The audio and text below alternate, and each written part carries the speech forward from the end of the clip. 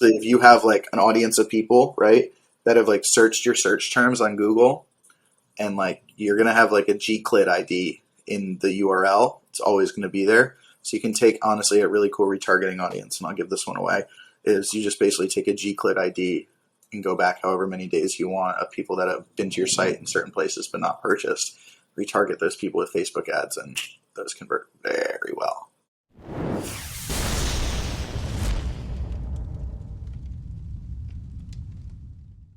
This podcast is sponsored by Klaviyo, the email and text marketing platform that puts D2C brands in control. If you're the leader of a D2C brand, you need a platform that hustles as hard as you do. Klaviyo unlocks the power of your e-commerce data so you can personalize and automate messages that keep customers coming back. D2C brands communicate with Klaviyo. Start for free at klaviyo.com/DTC. That's KLAVIYO.com/DTC. Hello and welcome to the D2C podcast. I'm Eric Dick, and today we're very lucky to have Simon Wool, the growth manager at Little Spoon, which is an organic baby and kids food subscription brand. Simon's been an executor in the world of performance marketing for years now, and he finds himself leading growth at this exciting company, Little Spoon. Welcome to the show, Simon. Can we start a little bit with your background and your sort of hero's journey as a performance marketer? Yeah, for sure. And thank you for having me on. Excited to be on, excited to talk. Excited to dive into some performance marketing in this new iOS 14 world we're now in. Totally. Yeah, I mean, I can dive into my background pretty quickly. After college, I graduated. I moved out to LA. I worked for Shazam, like the music app. Yeah. I was working there I guess it was like they were selling impressions on the app, right? So like we were selling ads to like McDonald's, Dr. Pepper, Snapple Group, and I was like, oh, this is super cool, but like we're just selling impressions. Like none of this is D2C. Really interesting stuff. Like, I mean, like these deals are massive. Like you can guarantee X amount of impressions because you know how many people open an app a day. That was like my start into like digital advertising. And then from that point, I moved to Boston. Because, I mean, I hated LA. I'm not attractive enough or rich enough to live in LA as a 22-year-old out of college. So I moved to Boston. Seth Rogen did it. I gotta say, he's no peach, and he's Canadian though. So yeah, but I think he's funnier than I am, if we're being honest. Yeah, that's Just probably. like I don't know. I just a haven't seen little your bit. riff, so I'll have to see. Not yet. No. We'll see. We'll see if I can get into it today. Yeah. So the next step was I started working for a B2B marketing agency, actually. And I was there for a year, and I hated it. I hated it so much. Like, sales cycles are crazy to me. Like, the fact that, like, you can run a lead ad, and then, like, you get a contact, and then you can't tie attribution back for 2 years because that's how long the process is, because you're selling enterprise products that are $2 million deals. It's crazy to me. So, I mean, that was, like, my first, like, soiree into paid social ads, I guess. Like, granted, we were running like LinkedIn at the time. I mean, like a lot of out of home, a lot of shared mailers. That was like my first like really big step. And after a year, I was like, I can't do this anymore. Like, there's no results. Like, we're running stuff like blind. Like, there's no data behind it. This doesn't make any sense. So I went to Social Fulcrum, which at the time, Social Fulcrum, which was then Target Data, and is now part of Isle Rocket. They've just been acquired multiple times. Shout out to Andrew and the team there. They've done a great job. Nice. And I got mentored by a man named Noah Freeman, who Noah is now, I think, at Google.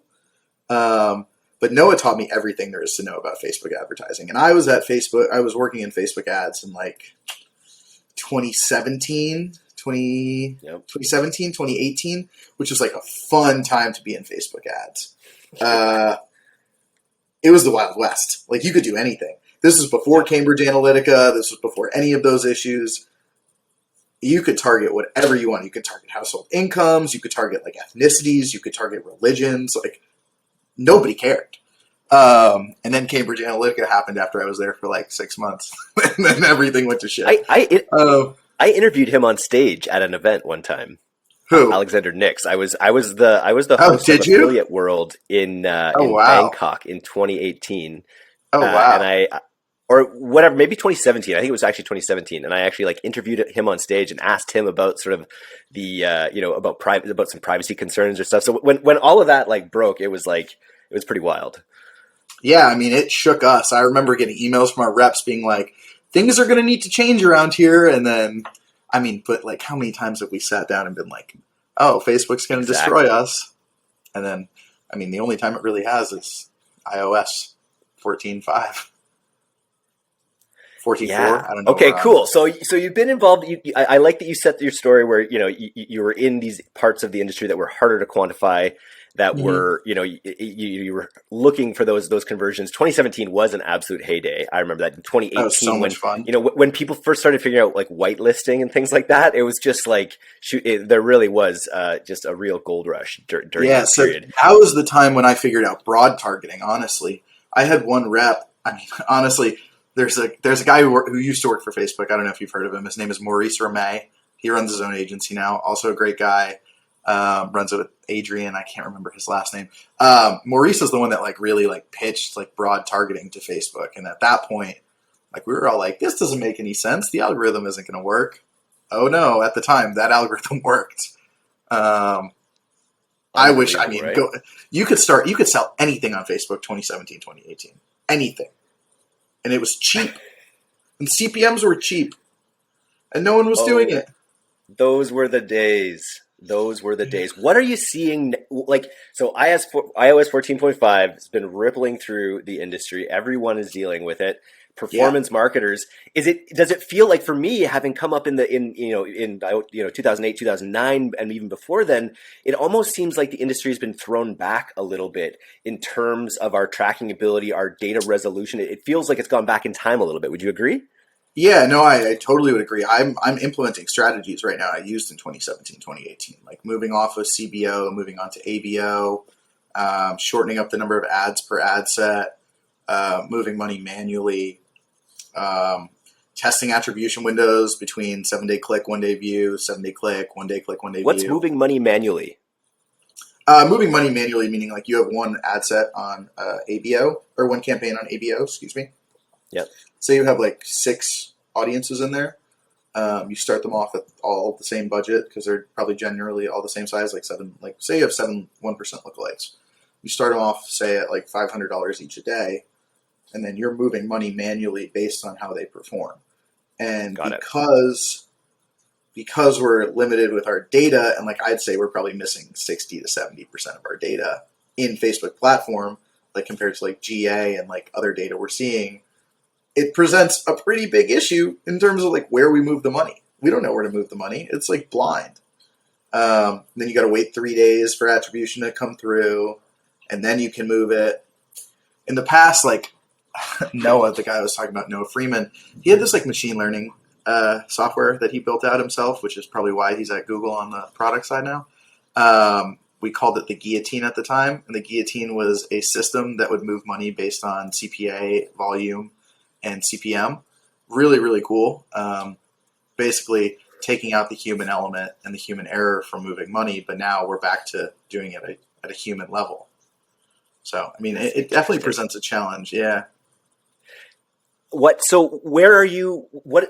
This is a big question, but what are you doing in the world of attribution during this time? I think that's the question that's sort of on everyone's mind a little bit. Is how I know what we're doing at Pilot House is we're sort of trying to elevate up and look at just the high level media spends across different platforms and across what Shopify reports, really kind of just taking away from that pixel reporting and focusing more at a higher level. What are you guys doing? Yeah, for sure. I mean, the defining metric of our business is a blended CAC, right? So we're always looking at blended CAC. Whether that's, we have 2 products right now. We have the baby food, which we call baby blends, and then we have plates, which is toddler food. And we have, I mean, obviously we have different audiences for both baby food and for toddler food. Lookalikes can be like pretty similar, but like in terms of like interest-based audiences and like age targeting, it changes a little bit. But so we have 2 basically on Facebook and Google. There's 2 conversion events, right? So because they're totally separate products, it's not like you can put the same product in the same box. Yeah. Um, but right now, so there's 2 conversion events like on both, and the way that we look, get that is we look at it in terms of blended CAC. So every morning I go in, I look at how many purchases we had on our back end from plates and for blends. I have like a pretty manual pull at this point because I use like Supermetrics, so it's not like super manual, but I pull in data and I kind of look at like in-platform CPAs compared to GA and then compare it to our blended. So I'm throwing out random numbers here, right? But if I'm seeing Facebook at say like maybe a $200 CPA, I'd probably see blended at like a $40 to $50 CPA. So I know that last year if I was running a $75, $80 CPA on Facebook, I'd also end up with, at the same spend levels, I'd also end up with the same CPA or same blended CAC. So you can kind of tell like how much you're actually losing in terms of attribution there. Great. I think spend levels are like pretty indicative of that. That's kind of like. Have you shifted your spend? Because I know you sort of oversee all of the acquisition channels, which include Google, what else do we have here? Probably where else? So we're spending on right now. We're spending on Google, Facebook, Bing a little bit. We do influencer, we do affiliate, but we do sponsor content. But I really only touch like Facebook, Google, and Bing. Has any budget shifted between those two platforms so far in the aftermath of iOS 14? Yeah, we're spending a lot more on Google than we were in the past. More so on non-branded search than anything else. We're able to open it up. Our competitors bid very hard against us, so we bid very hard against them, which creates a bit of competition there, obviously, forcing the cost of certain keywords up. So we've been spending more on Google. I think we're going to start breaking into probably TikTok, Snapchat, and other platforms soon. It's really just like a differentiation is necessary, right? But at the end of the day, no one is ever going to bring in as much volume as Facebook. And so I wouldn't say we're reliant on Facebook, but we spend most of our money on Facebook. I'm interested in where this goes. I saw a statistic the other day about Facebook revenues versus TikTok ad revenues, and they were not as disparate as I thought they would be. No, they're not. I think it was sort of like 3 or 4 to 1 kind of thing from Facebook to TikTok, and that kind of blew me away that they already had that much of a market chunk. So to be honest with you, I have been very scared to advertise on TikTok until very recently, and that has to do with the pixel updates that they just made. In the past, basically, I assume you know this, that if you clicked an ad on TikTok, the only way it would track attribution is if you purchased it within the app, on their browser. Now it'll track users throughout different browsers, which is something that now in order for any form of attribution, that's kind of a necessity. It's basically saying, okay, I found an ad on TikTok, I clicked it, I went to the site, and then I didn't buy it, I went to my desktop, which I might be logged into TikTok, I might not, but we'll see. I type it in to so it's basically direct at that point, and I purchase it. TikTok should be able to tie it back. Should be. And is that an innovation that they have that Facebook doesn't currently have? No. Facebook has Facebook's been doing that for years, yeah. Yeah. TikTok does not. So basically it's done on device ID or user ID in a sense. Which goes back to 2012 or 2014 or whatever, right? Yeah, that's like taking basically if you have an audience of people, right, that have searched your search terms on Google, and you're gonna have a Gclid ID in the URL. It's always gonna be there. So you can take honestly a really cool retargeting audience, and I'll give this one away. Is you just basically take a Gclid ID and go back however many days you want of people that have been to your site in certain places but not purchased. Retarget those people with Facebook ads, and those convert very well. And build lookalikes off them. This is something we talk about on the newsletter and podcast all the time. We were just chatting about that the other day, actually, as a way that different departments can learn from each other, right? And for sure. And when you're, that's super interesting. It's funny. We've done a few of the children's podcasts recently, and I'm interested in the business model. I'm a parent. I've got a 7-year-old who does not eat very well, but I get the opportunity to chat with a rough and rugged performance marketer, and that's where my thoughts go to. Very interesting. Anything? So TikTok, you're a little intimidated by. I think that's one that how to play. I'm less so intimidated. I will say I'm less so intimidated now than I was in the past.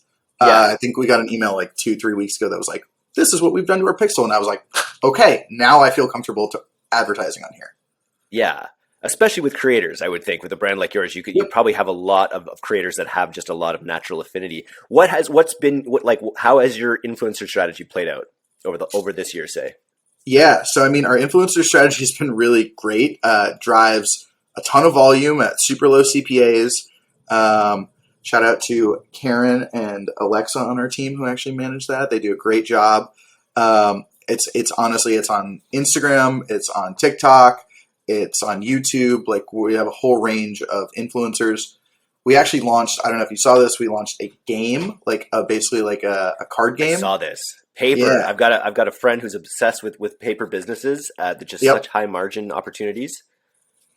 We didn't launch anything unpaid. We only did influencer. And it's done fantastic.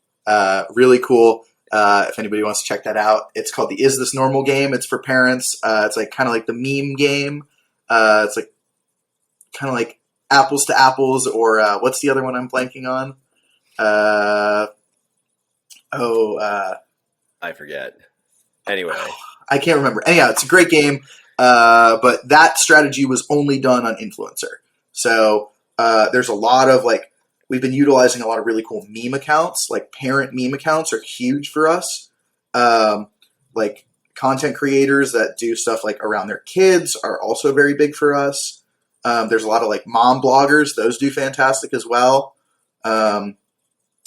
It's great. Like when we get good content from them, it also transitions to Facebook because we can use their page. We can run ads from their account.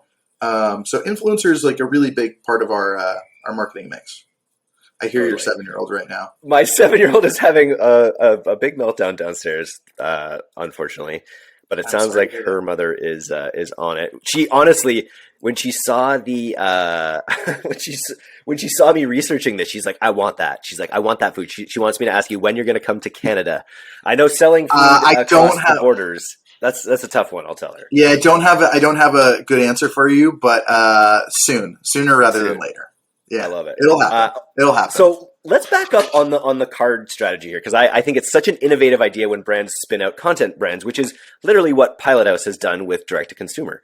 And it's been a huge boon for all parties in that case. And for you guys to spin out this your content arm, which is isthisnormal.com/. That's correct. Right. Oh, so the content arm is just Is This Normal.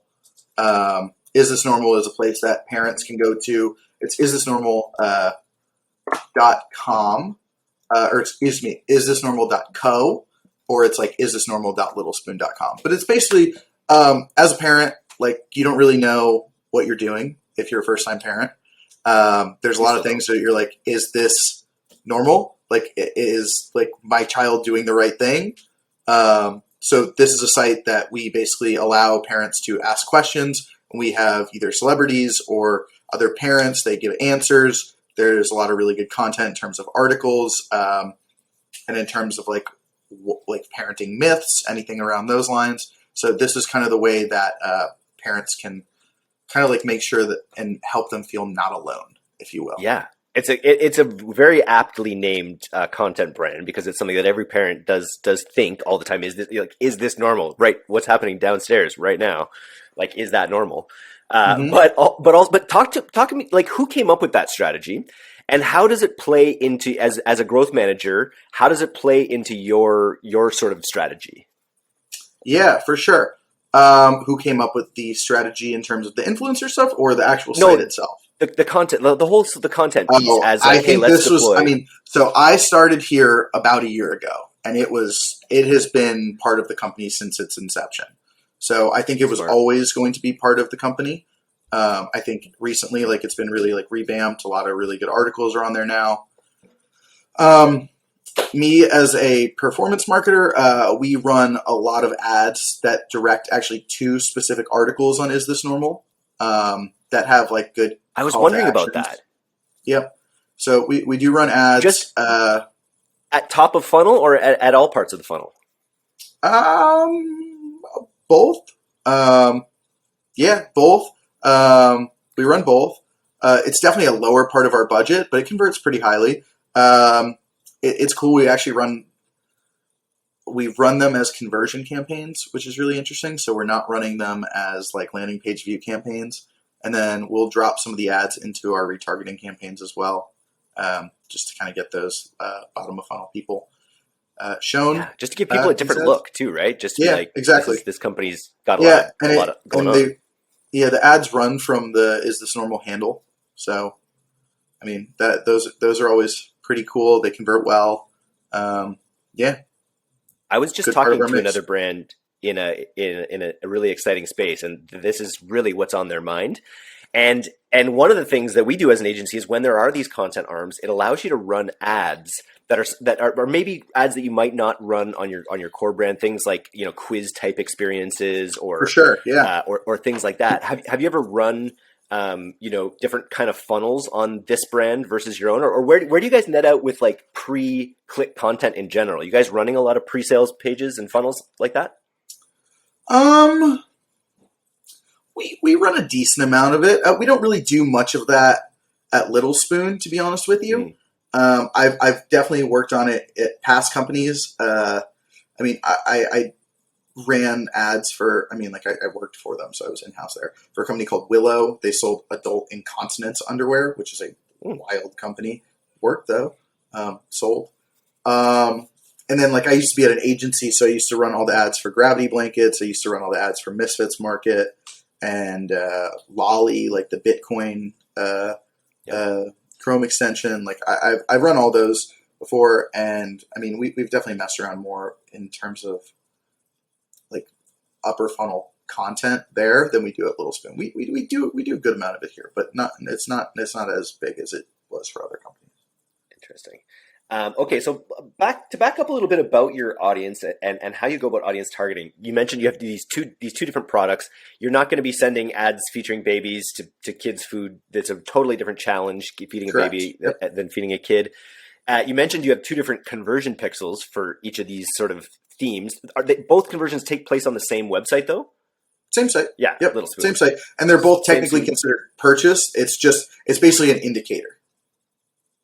Totally. And are you upselling? Like, got a brother? We also have this. Are you upselling as people go through the baby funnel and vice versa? So once you purchase, there's an up funnel. Once you purchase and you are already a subscriber, there is like an upsell option. You can add on certain plans based on what's going on. Like if you have a baby, you have an older brother, older sister, you can add on, and it's just part of the same plan. That's really done. We do a lot of email marketing as well. Email marketing is huge for us.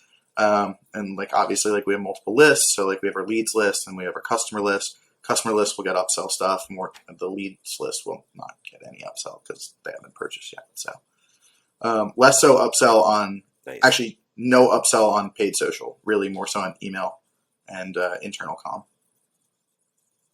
Got it. But still requires two front ends in terms of your creative strategies. Correct. Two front ends in terms of creative strategies, yes. Yes. Nice. And then do you create how do you work with how do you guys integrate with creative? Do you have an internal creative team? Do you work with creative agencies? How does that work? Yeah. So we do we shoot most of I'd say 90% of our content is shot internally, whether that's product shots, stylized photo shoots, any of that stuff. And then we have an agency that kind of just basically Facebookatizes our ads, if you will. So it basically takes the images and makes them into actual ads. So we have a creative agency that does that. We have internal designers that do our email, but for Facebook, because we're churning through creative very quickly, they are on it every week. We get new creative that we just test. Nice. So you're the growth manager. What does your growth team look like? Well, it's just me and our CMO right now. Got it. Nice. How does that break down? You're doing there sort of you're working with CMO on strategy and content. Yeah. So Lisa is our CMO, co-founder, and president, and so I report directly to her. My job is to kind of keep a handle on Facebook, Google, Bing. I manage an agency that really does our Facebook builds. I really do the high level strategy on most of it. So the same agency that does our creative does our Facebook builds. I manage the high level strategy on both Google and Facebook, following like budgetary direction and like volume targets set by the rest of the team, primarily Lisa. And so, yeah, I mean, she kind of leaves it up to me to determine strategy and like where we're spending, what we're spending.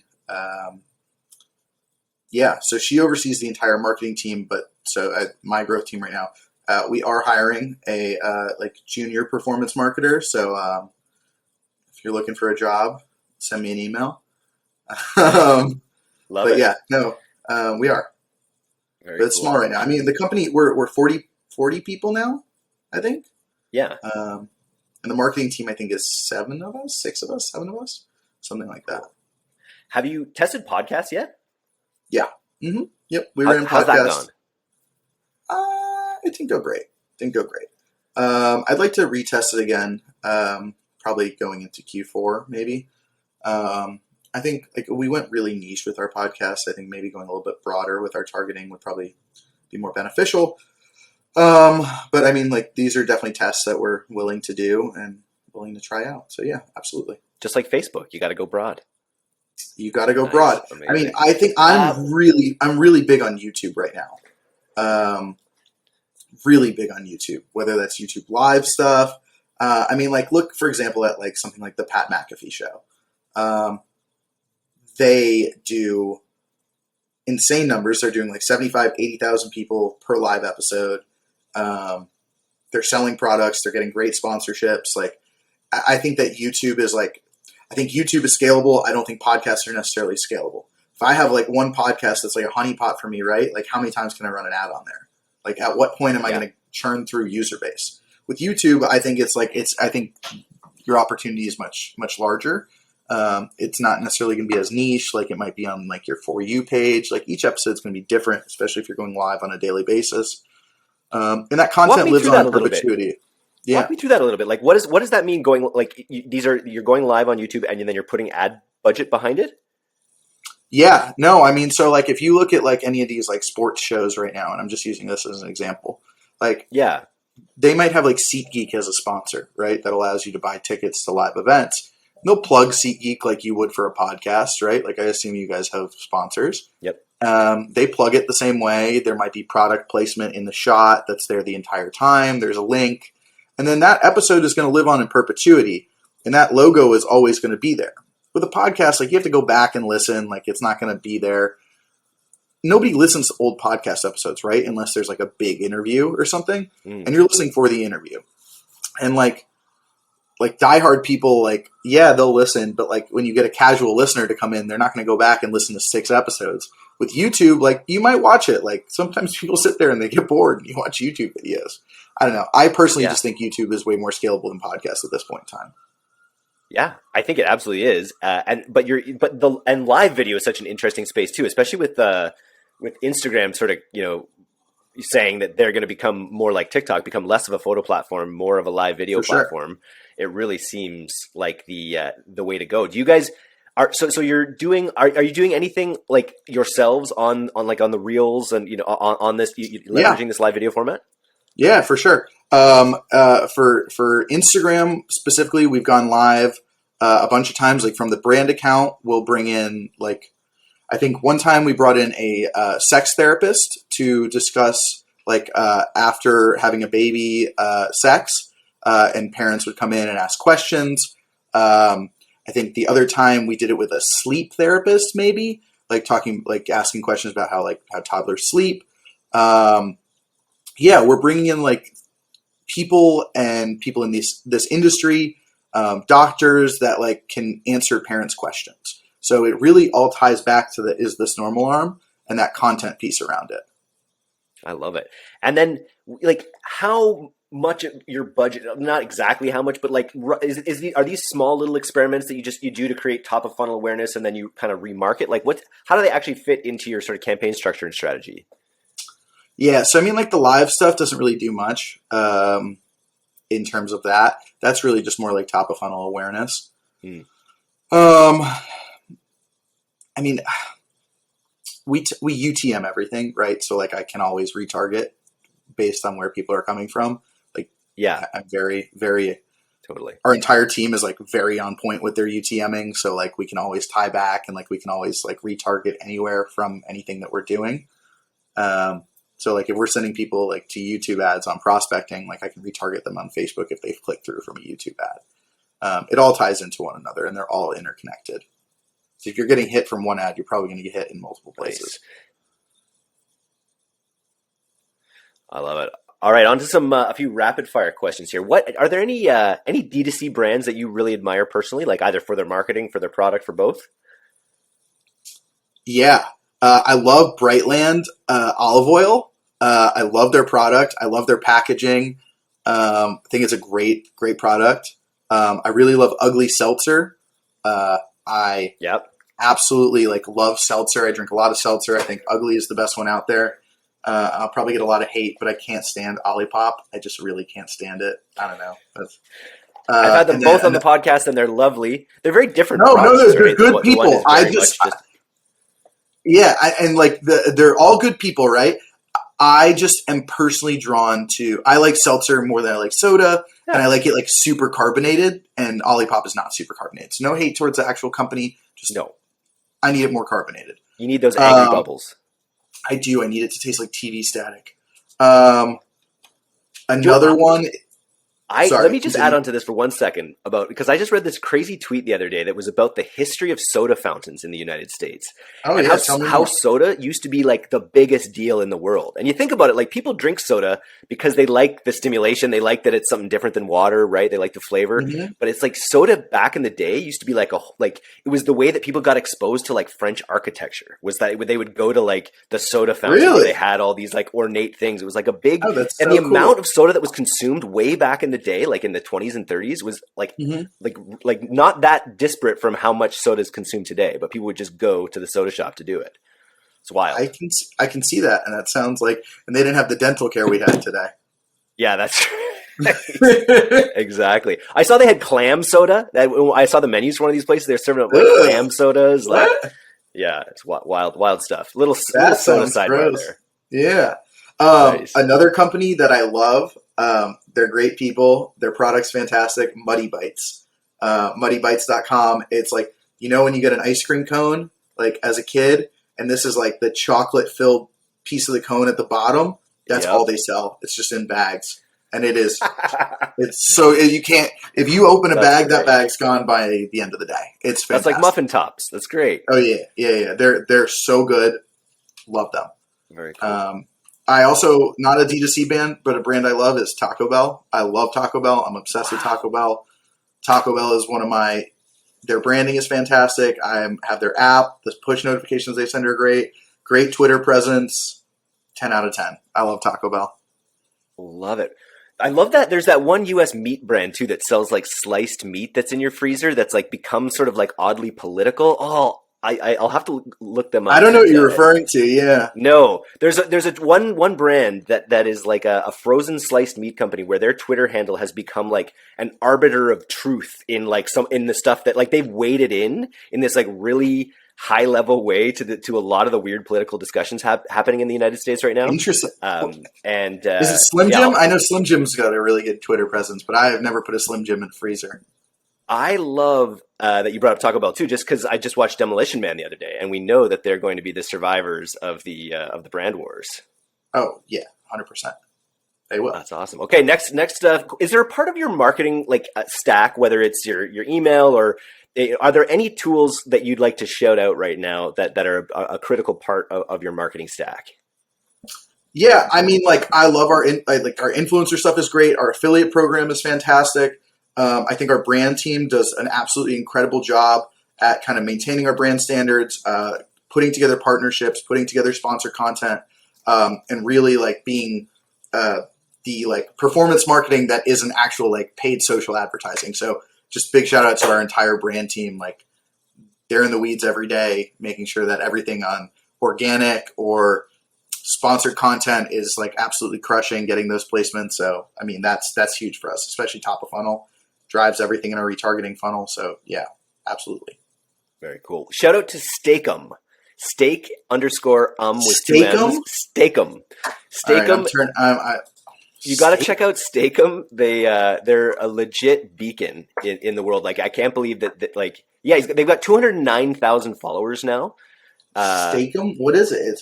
It's like literally sliced steak that you can make like into like Philly cheesesteaks, basically. And their pinned tweet is, "This is the official Steakum thread of topics to organize our top tweet storm rants over the years. Topics include scientific literacy, critical thinking, memes, cognitive biases, woke brands, polarization, conspiracy theories, and more. Steakum bless." Yeah, I love it.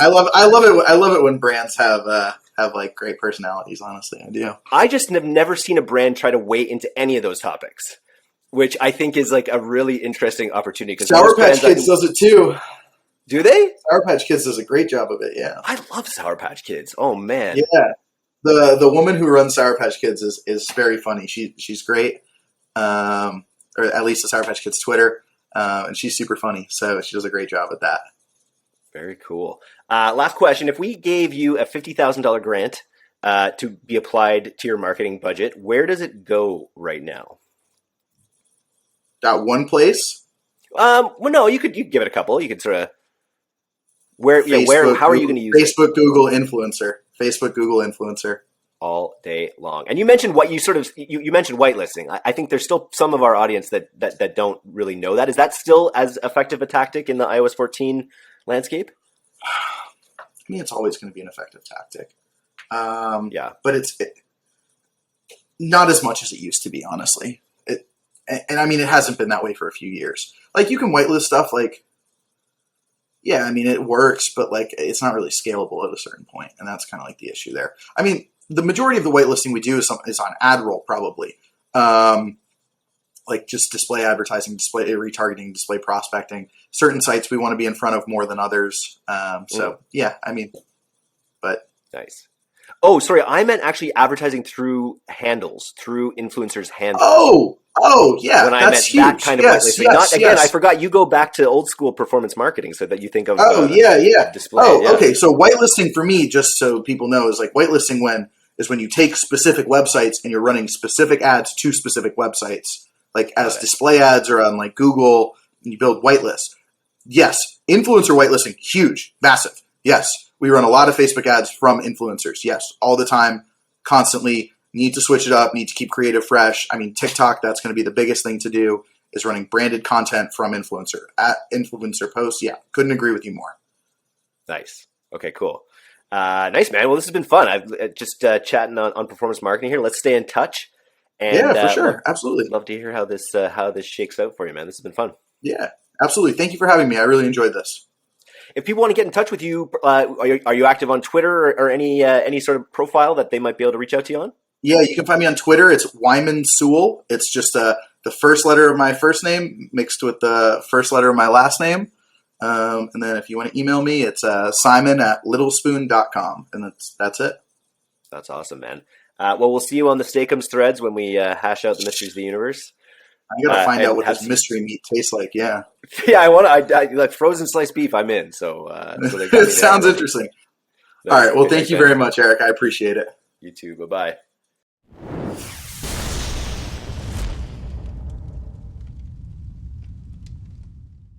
Thanks so much for listening to today's episode. If you're not a subscriber to our newsletter, you can do that right now at direct-to-consumer, all one word, .co. I'm Eric Dick, and this has been the D2C Podcast. We'll see you next time.